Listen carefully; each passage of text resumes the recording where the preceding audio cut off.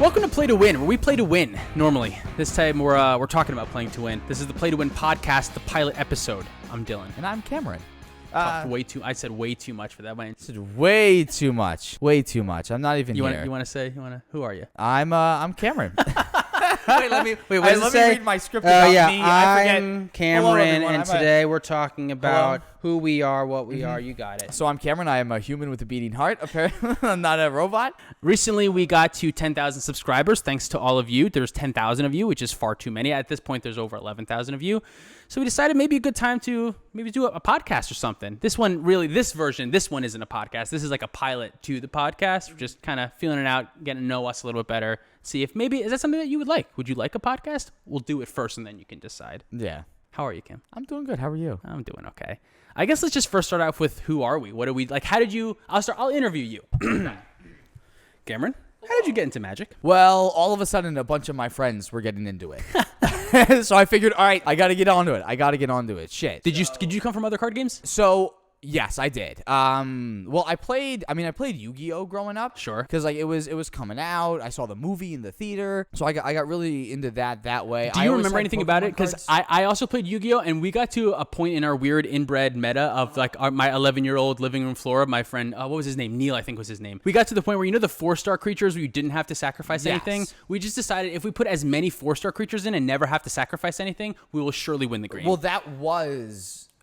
honestly, the best way to go about it. It was, right? That's how you should play Yu-Gi-Oh. I think for casual Yu-Gi-Oh players, that was the best way. And then I was told later, like I told someone who played in tournaments, and they were like, son, that's not how it happened. Don't do that. That's so bad. But for us, we were just like, well, get out so fast. We don't have to sacrifice anything. Blue Eyes Drag, that's stupid. I'll just play 1,800 guys all the time. Yeah. But sorry, so you came from Yu-Gi-Oh a little bit. Well, a little bit. I played incredibly casually with like my brother, but like that was the extent of it. But I knew how to play. I always had Pokemon cards, but I wasn't really super into... You didn't play Pokemon?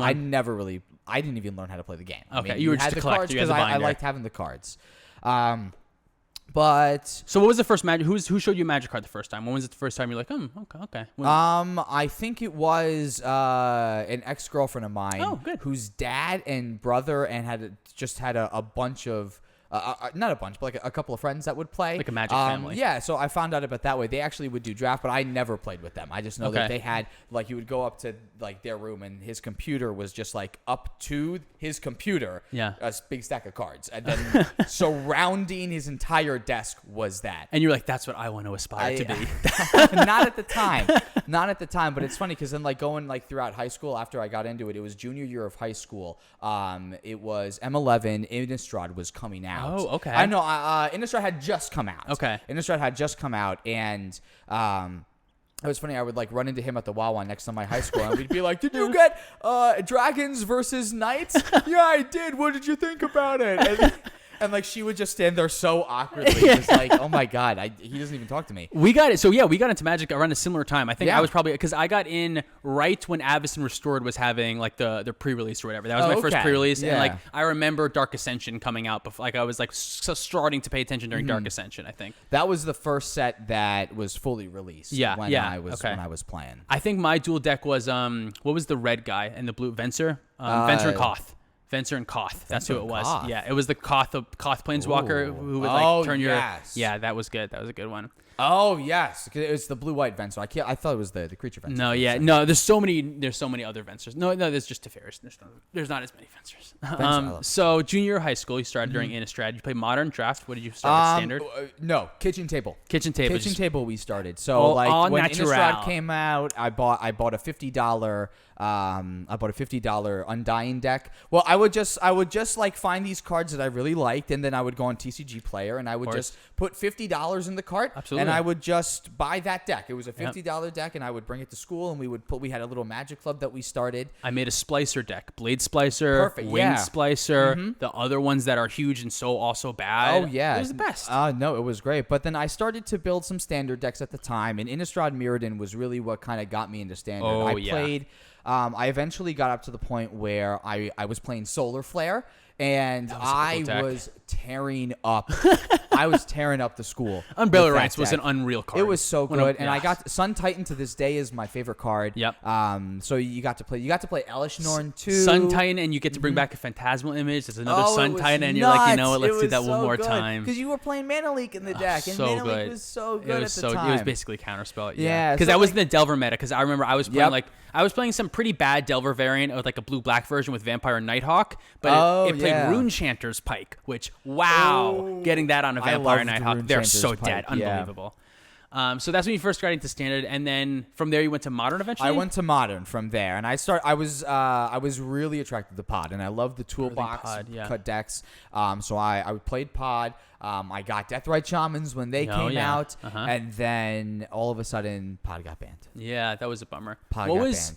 Pod was just like destroying the Modern meta at the time, right? Oh, it was. What was the other competitor to Pod? There was like other decks that could compete there. It was Twin. Pod and Twin. I was playing Jund because I felt Jund was the only deck that actually had a reasonable matchup against either one. But at that point, a lot of the cards in Jund had already gotten banned by the time Pod had gotten banned. So that's true. Bloodbraid wasn't out when Pod was out. That was later, right? Pod got banned and then Bloodbraid came back. Yes. But Pod was banned for a long time before. Before Bloodbraid came out, because I always loved Jund, but at the time, like I was in high school, I had a job, but I really couldn't. You can't afford Jund in high school. Jund. No high school player can afford Jund. So I really wasn't playing Jund, although that was the deck I really wanted to play the whole time. I remember I left Magic for a little bit, and when Bloodbraid Elf got unbanned, I was like, all right, I'm dusting off the sleeves. We're coming back to it, because Bloodbraid Elf is one of my favorite cards. Oh, see, I had then started to build up to, because by the time I got to college, I played Elves as a green deck. It was my first PPTQ I played Elves in.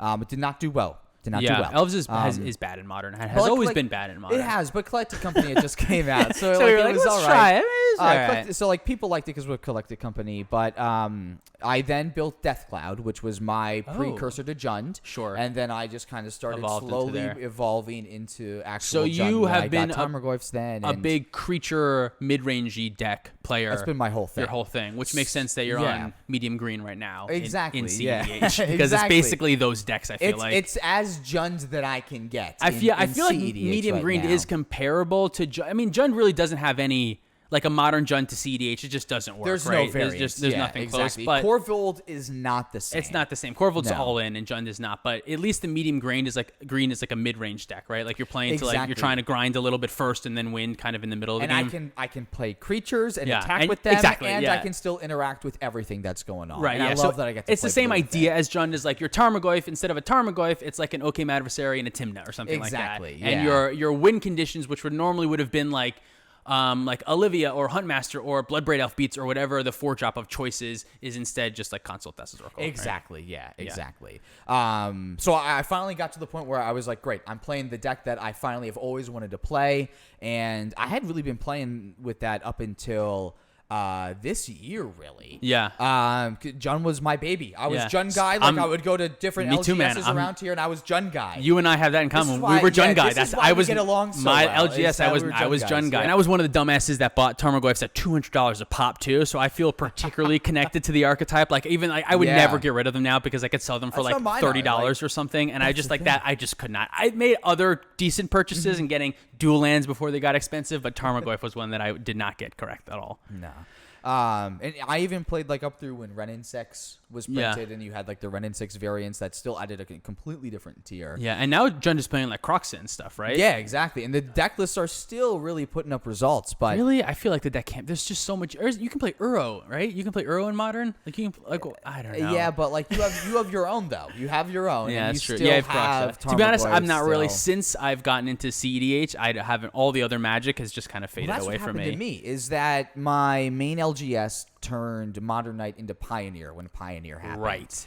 And you start getting spreads so thin, right? Pioneer for crying out loud. And look what it's come to. Yeah, I think all the new formats are great for tournament grinders, but they spread everyone else too thin. You're just like, do I play Pioneer? Or I guess I'll start building a Pioneer deck, but like, all right, now the Jund cards came out, and I can't afford the Jund shit because I just bought the Pioneer shit. Exactly. So you get spread too thin. And that, you really have to make your choice. And then when you realize, oh my God, I'm buying a Mana Crypt for the first time, it's like, all right, Modern, this format. You can stay aside, and I think this is going to be because cEDH is all encompassing, right? Like if you want to play Modern, that's like a certain feel, and if you want to play Historic, watch it, buddy. If you want to play historic, that's our first one. If you want to play historic or legacy or whatever, they're all like very different feels of a format, which is nice for like a tournament grinder or who like someone who's trying to do that. But if you just want to like play your favorite cards or whatever, cEDH, you just get to play all of them. So however you want to play that day, I can make a cEDH deck that's like this. I mean, it's not really, you know what I mean? But it can at least be a commander deck that's like, Exactly. I want to attack with creatures. I want to play combo, where like sometimes in Modern, like attacking with creatures just not going to work or whatever. You know what I mean? It's just the way the meta goes. Where in cEDH, like the card pool is big enough and the cards are strong enough that like if you really wanted to play hard control and play Supreme Verdict, you could probably make it work. You know what I mean? It might not be great, but you would definitely still get wins and it would be fun to play. And there's always going to be room for that. Right, which is I think why cEDH and more Commander really is so appealing to so many people is because you decide what the game looks like, right? Like you don't the meta doesn't tell you what to play. You say, I'm going to play this and my friends will have to adapt to me because that's who they play against and our meta becomes our own. Have you found that Commander is harder or easier than 1v1 formats because of threat assessment? Incredibly more difficult. It's more difficult. I think it's an entirely different level. Yeah. In terms of difficulty. Because I mean, in theory, like the perfect Magic games that Wizards are trying to set up is that you have like a coin flip to figure out who the winner is. Essentially, because you have variance in terms of the cards that you're actually drawing, and they're really trying to curate these formats to have a specific power level to them as well. Whereas in cEDH, there's not really that. Because all we're trying to do is just bust the decks to their absolute just turn them up to 11, yeah. Exactly. And you have the resources to do that. You know what I mean? Like Jund is only going to get as strong as Jund gets, but you can turn your deck. I was working with Ukama, and I'm trying to get it to turn 2 consistently. You know what I mean? Like, exactly. And I can really push it that way. Whereas in Modern, you might not be able to do that all the time. No, because there's so many other things that you really can't account for. Right. Whereas you have so many silver bullets that you can have in cEDH too because of the one-of situation. And I've always thought that in 1v1, obviously the threat assessment is much easier, right? It's like, well, that thing's killing me. I'll kill that thing. Whereas in cEDH or in EDH and regular Commander, not that easy, right? You have to decide between, well, that thing's killing me, but also I can decide to make it, try to get it to kill somebody else instead. Or that's I can politic. Like it might not attack me. Right. Maybe I can politic my way out of it and let it stand for a while. Like I've definitely been in games where I'm playing a Thrasios deck and there's a Curse Totem out, and I can kill the Curse Totem, but there's also an Agile player out. And I'm thinking, maybe I just leave that Curse Totem for a second, play a couple small draw spells, and kind of lay back. And then at the moment's right, then Agile is going to want to kill the Curse Totem before I am, and then they'll kill it, and then I can hopefully win instead of them. Exactly. Right? Yeah. So there's a more in-depth of a thought process, I think. So Modern, you started in Modern a lot. How did you get to Commander? How did you get to 100-card singleton formats? So my main play group all decided that they were just going to play Commander out of the blue because my one friend that we had trying to get into the game for years would finally found Commander and decided that this was a really cool way to play with everybody. Yeah. And I had never been into it. I had never been into it because they would all be playing this specific casual way that I could not seem to get into the same mindset of. Yeah. I was so used to playing against one player and just trying to do anything that I could to make them lose. I would Blood Moon you. I don't care. Yeah. I would Narset. That's the whole point, right? Winning is the you. point, right? Care. We're playing a game. Winning is the point. Anything to win. And they just didn't have the same mindset, which is fine. Nothing is wrong with that. It just wasn't your mindset. It wasn't that I wasn't enjoying playing with them. It was just not my. It was not necessarily my cup of tea with that, and I just didn't understand the concept of what the casual mindset was. Dude, I was right there with you. I felt the same way. Like I do enjoy casual Magic, but I do too. Let's be clear. I still really like casually. But you have to find the right people to play it with, right? You have to find people that are also saying like, okay, we can do whatever we want to win, even though we're playing casual. We're still going to be trying to win. We're going to be making the correct decision. I'm not going to attack you just because you blew up my thing. I'm going to attack you because it's the right choice to attack you. Even in casual, I still apply the same logic. Yeah. So it turns into, well, now I just have to, when I play against them now, I just have to bring a different deck. And like this deck is going to fit much better in this meta, which is totally fine. It's just how you play in different metas. And it's another cool thing about Commander is that that you can just decide what the meta looks like. You know what I mean? If you Exactly, don't don't like the Thassa's Oracle meta, just talk to your group and say like, hey, can we just not do this for a night or do something else? Like you can't really do that at a Modern tournament. You can't be like, hey guys, will you not play a good deck? It's like, well, no, what are you talking about?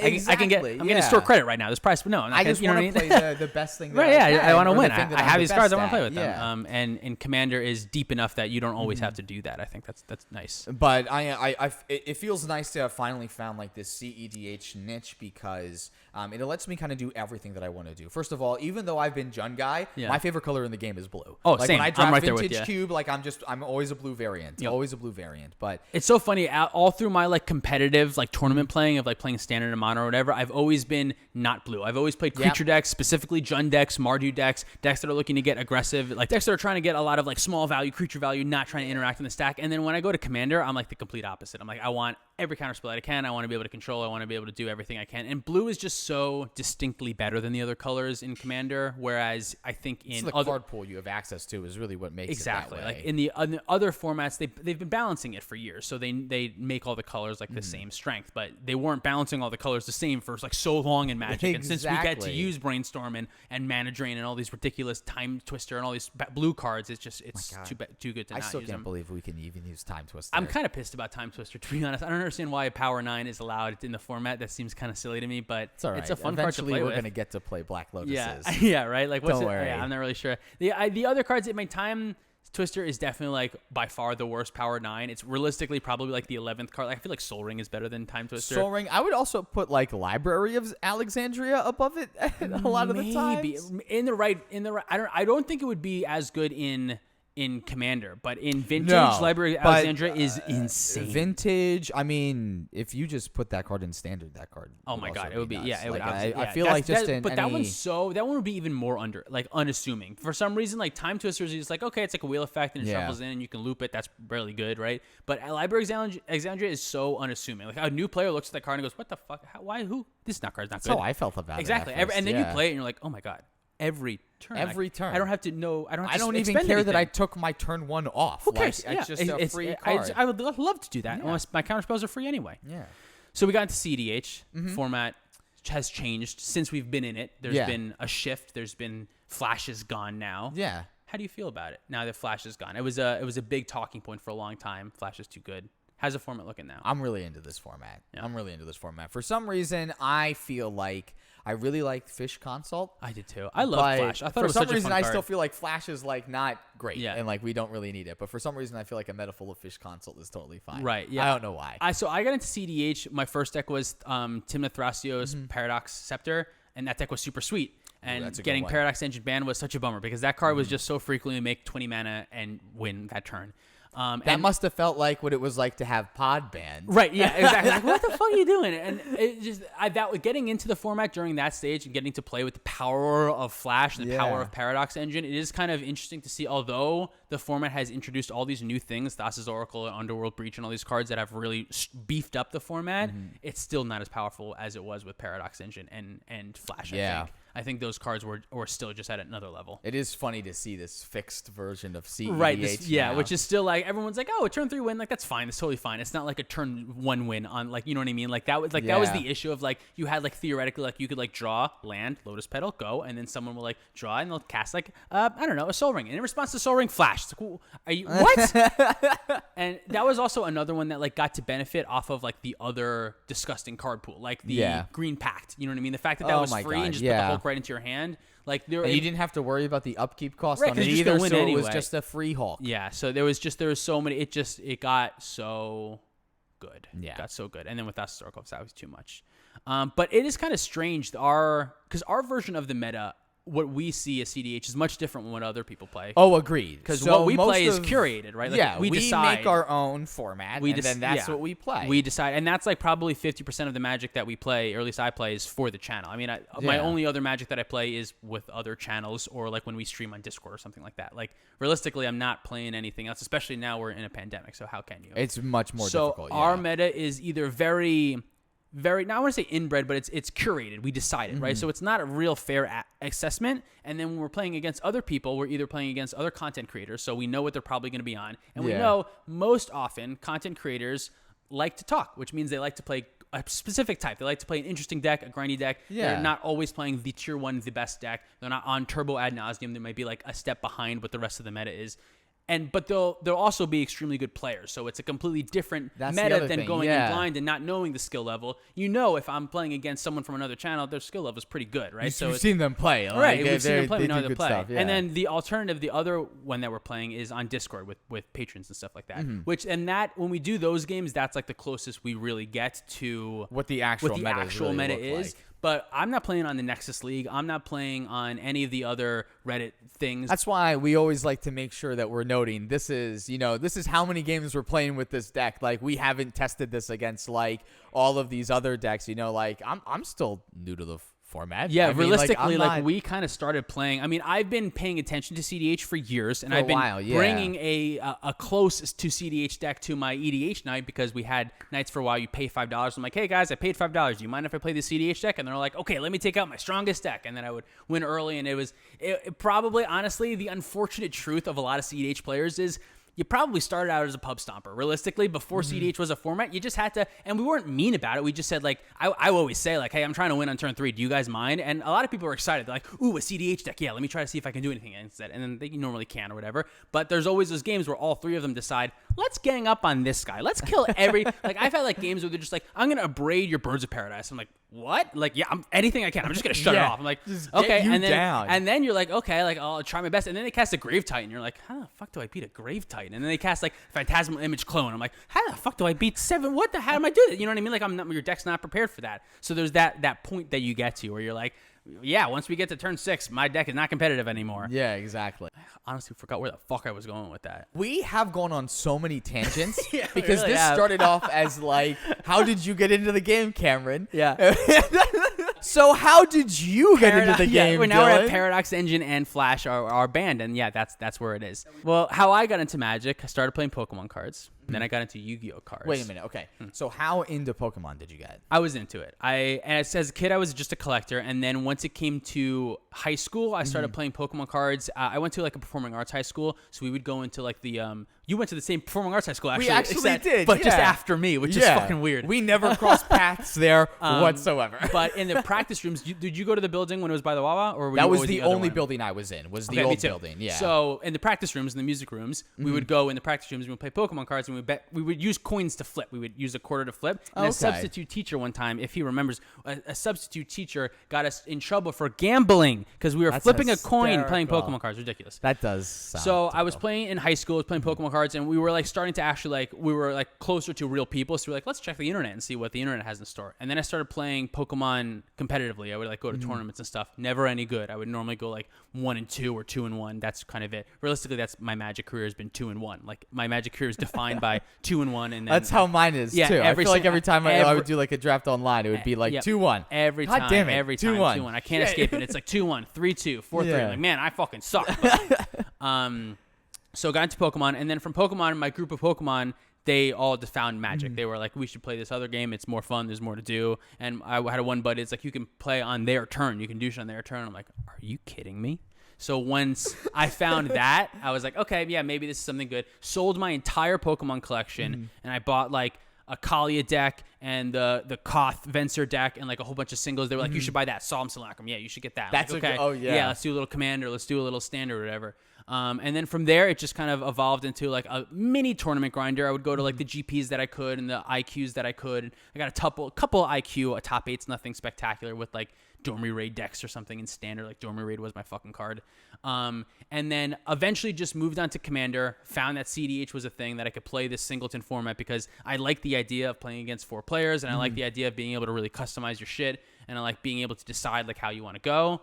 And then once I found cEDH, I was like, "Yep, this is the format. This is the way to play Magic. This is Magic to me. This is how it is." And then it was just like a 2 to 3 year incline into kind of where I'm at now. Of just like, there's no reason for me to play any other formats at this point. I don't have a modern deck. I don't have a standard deck. I don't have a legacy deck. I don't have a vintage deck. All of which I had at some point. Not some proxies in the vintage, whatever. But now it's now it's just cEDH at this point. Yeah, all in. I feel you there too. Because I used to also play like a lot of the Vintage Cube too. Oh yeah. And the Vintage Cube has a lot of points that also feel like also has a lot of points. I feel like cEDH. It's kind of it is kind of like cEDH in a draft format, basically. Exactly, right? yeah. Like that's if cEDH, like when they're coming out with a Commander draft this year, Commander right? Legends, and it's probably going to be like very close to the Vintage Cube, or at least like insane, inspired by the yeah. Vintage Cube. I would imagine. And it's probably going to be like the Legendary Cube that they had on Magic Online. Maybe 70 rares. There's got to be. I don't know how they're going to 70, balance legends. I don't know how they're going to balance that. I'm sure there's going to be like a guaranteed legend in each pack or something, and there's probably going to be a lot of like shitty 5-color legends or something.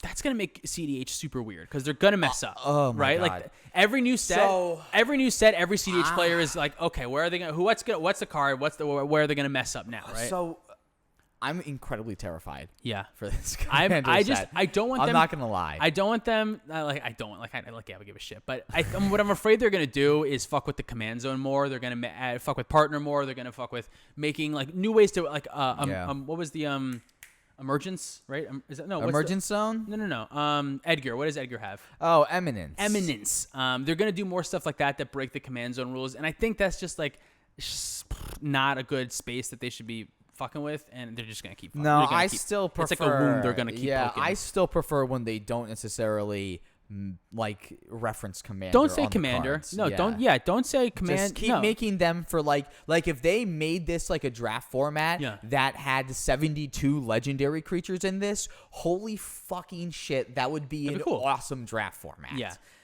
But yeah, I'm afraid they're just gonna break the command zone too much, and it's untouchable. You can't mess with the command zone. You know what I mean? Like it's too hard to interact with, and it's too hard to interact with early. Like with Planeswalker emblems, they have to like ultimate a Planeswalker, which is like really hard, or they have to like resolve. Please don't let they us have to like interact resolve with a doubling those. a doubling season and then a Planeswalker, which is like two big things. Like it's difficult to get there. But with like the command zone with Edgar, it's just on right away. With the partners, you just get to play with 98 cards in your library, which is less like you just unfairly get to play with not only better commanders than Thrasios and Tymna, but also you just get a free card that you don't. Your worst card, you get to take it out, which is just the best. How many companions do you think are going to be in the set? That would be so funny if they have. They're probably. Oh my god, that would be so funny. Companion is the biggest debacle I've ever seen. That shit is hilarious. The fact that they named their app after Companion, and it's the whole marketing thing is Companion. Oh my god! And then they go, shit, we didn't test this in any format, I guess. I like completely don't see how that happens. It's funny because I heard one of the guys from MTG Goldfish say that like the Future League is probably playing with like Oko and Uro in the same deck against like everything else that they think is fine. Right. So like even like the Future League that's playing like 2 years down the road has no idea that cards were getting banned. So the meta that they're testing in is like wrong. completely different than what we're actually experiencing. And I wonder if hold up. Yeah. I also don't know if it's true. I'm here just blindly quoting MTG Goldfish, and Who I knows might if just they be actually said spreading that. like propaganda here. Let me say that, but at the same time, like that thought process would make sense, right? Yeah, no, it's I think it's unsettling that all like bans in other formats. Another reason why I like cEDH is just it's less likely your shit's gonna get banned. It really like they're trying not to ban shit. It's much less likely that cEDH is so powerful that Thassa's Oracle Demonic Consultation still doesn't touch it. Like, yes, it's the strongest thing in the format, but it's close, and there's other things that battle with it. You know what I mean? Like, it's not the format is just too strong. Like, even there are cards that are impactful, it's just too big to be brought down, I think. Yeah. But the issue with all the bans is you're right. The Future League can't test because they don't know what's going to get banned, right? Yeah. And when the shit that gets banned seems to have a direct correlation to like the mobs on Twitter and like the outrage that people give, it's not necessarily tied down to like just because a deck is doing well doesn't mean you have to ban it, right? Like I also think that's true. Like I remember when like everyone, no matter what the best deck is, people are going to pitchfork against it. Yeah, and especially with the internet, people play the best deck just because it's the best deck, not because it's the right deck or whatever. So people are just like blindly picking. Well, I'm just gonna pick the best deck. So the numbers are mad inflated. You know what I mean? Like everyone is playing the deck just because like it's easy to pick the best deck because it's so easy to find the best deck. So because of the hype, that's what people will tend to go to. So it makes the best cards even better than they are because although Uro is fucking nuts, but Uro's even better when everyone decides it's the right card to play. So the numbers are super, super high, right? I don't know. That's just my opinion on it. We are still going all off the rails over here. Well, I think we've gotten to know each other's history on Magic a little bit. I think we have. How we got also cEDH. gotten to know a lot of our feelings about cEDH. Why we like cEDH. And how we feel about cards that are being printed. So too. if you like this rambling of a pilot podcast, let us know. We would love to do another one. If you didn't, please tell us to shut the fuck up, and we'd love to not do another one too. Well, thank you for watching. That was the Play to Win podcast, although it's probably just a YouTube video now, or maybe I figured out how to get it on Spotify. I'm not sure yet. I'm Dylan. And I'm Cameron. Thanks for watching. Did you fart, or was that the couch? That was totally the couch. Oh, sure it was.